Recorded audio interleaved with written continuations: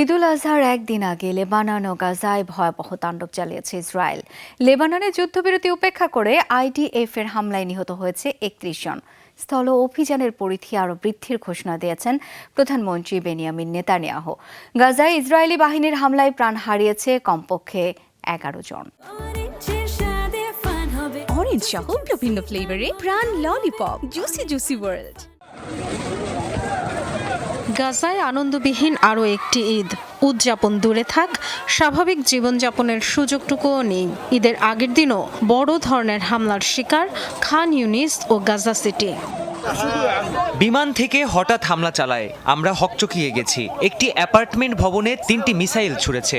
এখানে কোনো যুদ্ধবিরতি কার্যকর নেই, দিনরাত যে কোনো সময় হামলা চলছেই। এই হলো আমাদের ঈদ। ইসরায়েলের দাবি, হামাসের সেনা শাখার নতুন প্রধান মোহাম্মদ ওদেহকে লক্ষ্য করে হামলা চালিয়েছে তারা। মাত্র এক সপ্তাহ আগে যার নিয়োগ হয়েছিল ইসরায়েলের হাতে নিহত কাসিম ব্রিগেডের প্রধান আদ্দিন আল হাদ্দাদের স্থলে। অভিযানের তীব্রতা ভয়াবহ রূপ নিয়েছে লেবাননে। দেশটির আরও গভীরে প্রবেশ করেছে ইসরায়েলের স্থলবাহিনী। ভয়াবহ হামলায় নিহত হয়েছে কমপক্ষে ৩১ জন, আহতও ৪০ জন।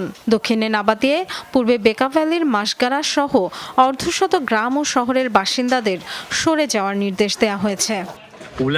শিশু, নারী, বৃদ্ধরাও এখানে আছেন। হঠাৎ ইসরায়েলি সেনারা সতর্কবার্তা দেয়া শুরু করলো।